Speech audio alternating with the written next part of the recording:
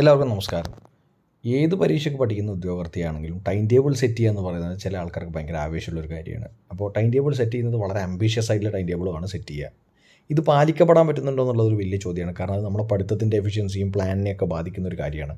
അപ്പോൾ പലപ്പോഴും നമ്മൾ ടൈം ടേബിൾ സെറ്റ് ചെയ്യുമ്പോൾ ആംബിഷ്യസ് ആയിട്ട് ചെയ്യുന്നവർ രാവിലെ 5 മണിക്ക് എണീക്കും, 8 മണി വരെ പഠിക്കും. അതിപ്പോൾ 3 മണിക്കൂർ കിട്ടി.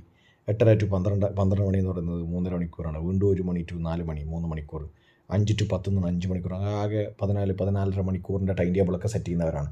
ഇതിൻ്റെ ഉദ്ദേശം എന്ന് പറയുന്നത് വളരെ ക്വാണ്ടിറ്റേറ്റീവാണ്. കാരണം വെച്ചാൽ ഇത്ര മണിക്കൂർ പഠിക്കണം എന്നുള്ള ടാർഗറ്റ് നമുക്കുണ്ടാവും.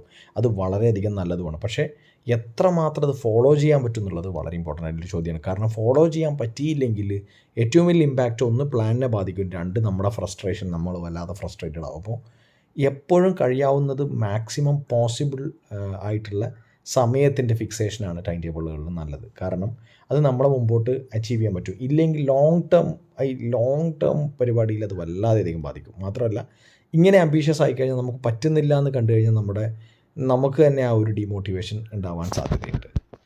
അപ്പോൾ എന്നും ഫോളോ ചെയ്യാൻ പറ്റുന്ന ടൈം ടേബിൾ എന്ന് പറയുന്നത് ഇമ്പോർട്ടൻ്റ് ആയിട്ടുള്ളൊരു കാര്യമാണ്. കാരണം ഏത് ദിവസം വേണമെങ്കിലും ഫ്ലെക്സിബിളായിട്ട് നമുക്ക് കുറച്ച് വ്യത്യാസം വരുത്താനൊക്കെ പറ്റുന്ന സമയം വേണം അതിൽ. കാരണം ഫുള്ളി പാക്ഡ് ആയിട്ടുള്ള 15 മണിക്കൂർ 24 മണിക്കൂറിൽ 15 മണിക്കൂർ നമ്മൾ ഫിക്സ് ചെയ്ത് കഴിഞ്ഞാൽ പിന്നെ അതിൽ ഫ്ലെക്സിബിൾ ആവാനുള്ള ഓപ്ഷൻ കുറവാണ്. 2, ഉറങ്ങാൻ ആവശ്യത്തിന് സമയം, നമ്മൾ റെസ്റ്റ് എടുക്കാനുള്ള സമയം എപ്പോഴും ഉണ്ടാവണം. കാരണം ഇത് നമ്മളല്ലേ, നമുക്കത് ചെയ്യാമല്ലോ എന്നൊക്കെ വിചാരിച്ച് നമ്മൾ ചെയ്യുന്നത് പൊതുവേ 2-ാമത്തെ ദിവസത്തെ 3-ാമത്തെ ദിവസത്തെ പ്രൊഡക്ടിവിറ്റിയെ വല്ലാതെ ബാധിക്കും. പിന്നെ ഫ്രീക്വൻറ്റ് ബ്രേക്ക്, എപ്പോഴും ബ്രേക്കുകൾ ഉണ്ടാവണം അതിൽ.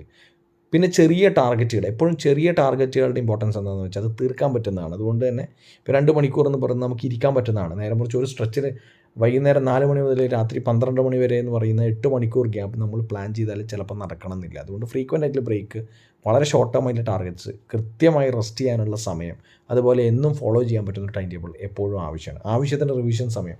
എപ്പോഴും ടൈം ടേബിളിൽ ടോപ്പിക്സിൻ്റെ ഒരു ബഹളമായിരിക്കും, പക്ഷേ റിവിഷന് സ്പേസ് ഉണ്ടാവില്ല. അതാണ് നിങ്ങളുടെ മാർക്കിനെ തീരുമാനിക്കുന്ന ഒരു കാര്യം. പഠിച്ചത് എത്രമാത്രം റിവൈസ് ചെയ്യുന്നുണ്ട് എന്നുള്ളത് ഇമ്പോർട്ടൻ്റ് ആയിട്ടുള്ളൊരു കാര്യമാണ്.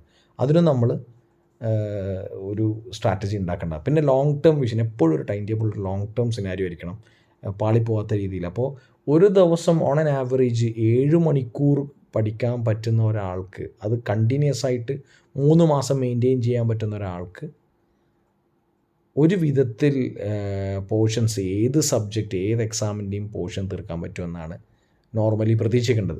എക്സാമിൻ്റെ സിലബസ് അതുപോലെ തന്നെ ക്വസ്റ്റ്യൻ പേപ്പർ നോക്കിയിട്ട് പഠിക്കുന്ന ഒരാൾക്ക് 3.5-4 മാസം 7 hours പെർ ഡേ പഠിച്ചാൽ ചിലപ്പോൾ ഈ പറഞ്ഞ പോലെ ഒരു മാന്യമായ കംപ്ലീഷൻ സിലബസിൻ്റെ നടക്കും എന്നാണ് ഞാൻ പ്രതീക്ഷിക്കുന്നത്. അതുകൊണ്ട് തന്നെ നിങ്ങൾക്ക് ഈ വീഡിയോ ഇഷ്ടമായി, അല്ലെങ്കിൽ ഈ പറയുന്ന കാര്യങ്ങൾക്ക് ഏതെങ്കിലും രീതിയിലുള്ള റെലവൻസ് തോന്നുകയാണെങ്കിൽ നിങ്ങൾ സബ്സ്ക്രൈബ് ചെയ്യുക, ഷെയർ ചെയ്യുക, കമൻറ്റ് ചെയ്യുക, നിങ്ങളുടെ അഭിപ്രായങ്ങൾ രേഖപ്പെടുത്തുക. Okay, bye, take care.